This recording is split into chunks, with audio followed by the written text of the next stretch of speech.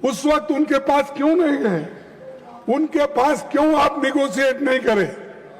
बाद में बुला के नड्डा साहब अपने चेंबर में बुला के समझाने के बजाय जिस दिन वो वहां बैठे थे उसके 2 दिन बाद या 3 दिन बाद अगर आप जाते तो ये समस्या नहीं होती, इतने लोग लाठी नहीं खाते थे, इतने लोग बर्बाद नहीं होते थे, इतने लोग बारिश में नहीं रहते थे।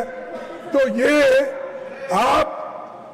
आपकी वजह से, आपके सरकार की वजह से ये सब भुगतना पड़ा।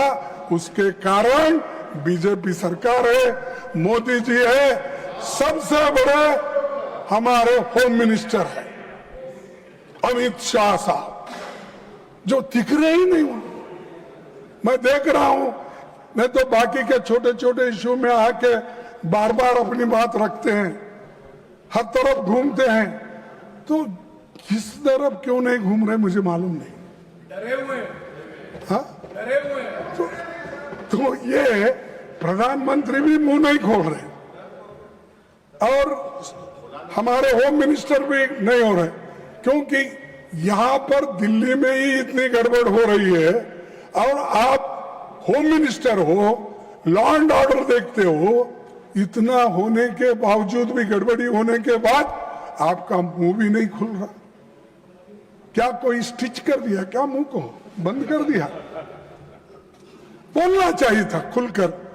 देश का नुकसान होने के बजाय देश के भलाई के लिए आपको बोलना पड़ता है, मुंह खोलना पड़ता है, कभी इंसल्ट भी सहन करना पड़ता है। आप करना पड़ता नहीं, मैं नहीं आऊंगा, मैं नहीं बोलूंगा। अगर आप ऐसा बोलेंगे तो जो सबक स्टूडेंट्स ने तुमको सिखाया है उससे डबल सारे विद्यार्थी और युवक मिलके एक दिन फिर आपको वो सबक सिखाएंगे। सर, 20 जुलाई 2026 को हजारों छात्र शांतिपूर्वक संसद की ओर मार्च कर रहे थे। वे संवाद चाहते थे, लेकिन उन्हें मिला लाठीचार्ज, आंसू gas, water cannons, pellet gun, current वाले बैरिकेड, मेट्रो लाठी में कीले रखकर और रेलवे स्टेशन भी बंद करे और मेट्रोस बंद करे और इंटरनेट बंद करे। ये सब ठप हो गया। ये सब आपने किया और इससे विद्यार्थी उचक गए, नागरिक भी बहुत इसमें गुस्से में रहे। तो इसीलिए उनको ये एजिटेशन करना पड़ा, लेकिन आप संभाल नहीं सके, शांति से उनसे बात नहीं कर सके। 100 से अधिक छात्र इस एजिटेशन में जो थे वो घायल हो गए और आईसीयू में वेंटिलेटर राम मनोहर लोहिया हॉस्पिटल में पड़े बहुत से, और कई बच्चों को आंखों में वो पैलेट के छर्रे लगे, आंख पे लगे, पीछे लगे। आप सब देखे हैं, सब टीवी में आप बहुत देखते रहते हैं, आप देखे हैं। लेकिन ये देखकर हमको तो शर्म आई, उनको शर्म आया कि नहीं मुझे मालूम नहीं। जो मुझे शर्म आया, अरे मेरे विद्यार्थी जो गांव से आए, स्टेट से आए, उन बच्चों को पैलेट्स का यूज करके उनको मार रहे हैं और हॉस्पिटल में गिरे हैं। किसका आंख गया, किसका कान गया, किसका हाथ गया, किसका पैर टूटा। इसका जिम्मेदार कौन है? इसका जिम्मेदार आप है, होम मिनिस्टर है। आप बंद कमरे में रह के आप सुन रहे होंगे मेरी बात, लेकिन आप बंद कमरे में रह के बहुत दिन छुप नहीं सकते। एक दिन हम बाहर खींच के लाएंगे। मैं कभी अनपार्लियामेंट्री वर्ड इस्तेमाल नहीं किया। मैंने यही कहा हम बोले तो जनशक्ति, जनन, लोग, विद्यार्थी, महिला, ये लोग। मैं नहीं ऐसा जाके मैं खींच लेके आता हूँ नड्डा साहब को, होम मिनिस्टर को, ये नहीं बोला। मेरा कहना ये है कि ये जनशक्ति आपको खींच के लाएगी। कम से कम आके सदन में बैठो, बोलो, सुनो, रिप्लाई दो। अब हमेशा हर चीज का हमारे पास हमदर्द बोल के कोई औषध था, तेज नहीं, जिंदा तिलिस्मात, हर बीमारी को जिंदा तिलिस्मात, फीवर आने दो जिंदा तिलिस्मात, और कोई को बुखार आ गया वो जिंदा तिलिस्मात, अच्छा खांसी आ गई जिंदा तिलिस्मात, उसका नाम ही जिंदा तिलिस्मात। हर कौन सी बीमारी आने दो, लोग हैदराबाद में वो जिंदा तिलिस्मात ही देते थे साहब। तो वैसा इनके पास कोई नहीं, हमेशा जो अपने पोर्टफोलियो के विषय रहते हैं, ठीक है, एक आधा बार हमारे स्टेट मिनिस्टर्स उनके तरफ से बोलेंगे, कोई बहुत ही अर्जेंट काम है, ठीक है वो बोलेंगे, लेकिन हमेशा सारी बात नड्डा साहब को लगा देते हैं। वो नड्डा साहब हर चीज का वो निभाते हैं। और उसके बाद अब जितेंद्र सिंह आए, हर चीज को उनको आगे करते हैं। और ये सब क्या है,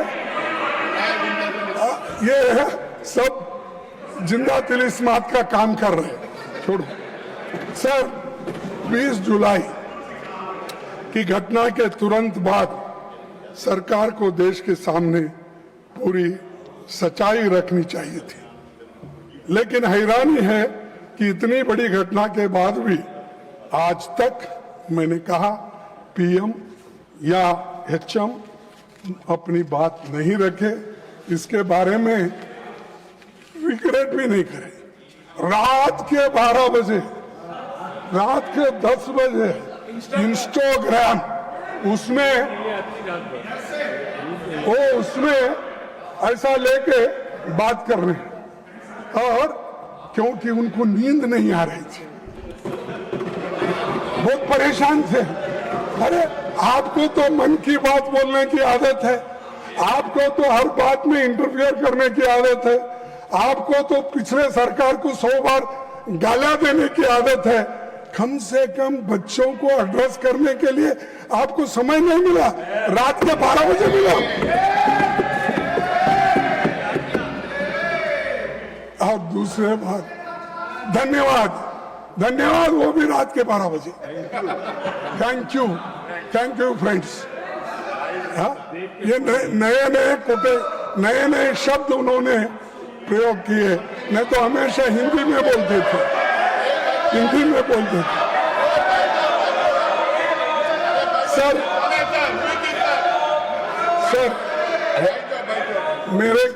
सर अरे कोई पार्लियामेंट्री नहीं है मेरा, क्यों दिखा रहे तुम? कुछ नहीं उसमें। सर मैं आपसे पूछना चाहता हूँ, आपके माध्यम से उनको पूछना चाहता हूँ, लाठी चार्ज कराने के लिए, आंसू गैस करने के लिए, छोड़ने के लिए पैलेट गन के इस्तेमाल का आदेश किसने दिया? कौन लाठी चार्ज का आदेश दिया, आंसू गैस का दिया, और पैलेट गन का इस्तेमाल करने के लिए आदेश कौन दिया? न आप स्टेटमेंट दे सकते थे, लेकिन आप नहीं, क्योंकि आप होम मिनिस्टर को हिफाजत करना चाहते हैं, लेकिन बहुत दिन हिफाजत नहीं कर सकते। नहीं होता साहब, अगर आदमी झूठ बोलता है तो एक बार उसका बाहर निकलना पड़ेगा बंटवाल। तो इसीलिए आपके लोग आए, सादे कपड़ों में छात्रों को पीटने वाले लोग कौन थे? दिल्ली पुलिस किसके अधीन है? सीआरपीएफ एंड रैपिड फोर्स किसके आदेश पर काम करता है? इस पूरे घटनाक्रम का सर्वोच्च सूत्रधार कौन थे? कौन थे? अच्छा, मुझे मालूम है। देश इन सवालों का जवाब चाहता है। अगर गृह मंत्री इनके जवाब नहीं दे सकते तो उन्हें इस्तीफा देना चाहिए। इन सवालों का जवाब अगर उनके पास नहीं है, अगर वो सफाई नहीं दे सकते यहाँ आकर, वो सदन में आके ही देना, मैं बाहर पूछ रहा हूँ थोड़ी, तो आना और वो देना चाहिए। और खासकर इस कारणों के लिए, इस वजह से वो जिम्मेदार है, उनको इस्तीफा देना चाहिए और प्रधानमंत्री उनको पूछना चाहिए।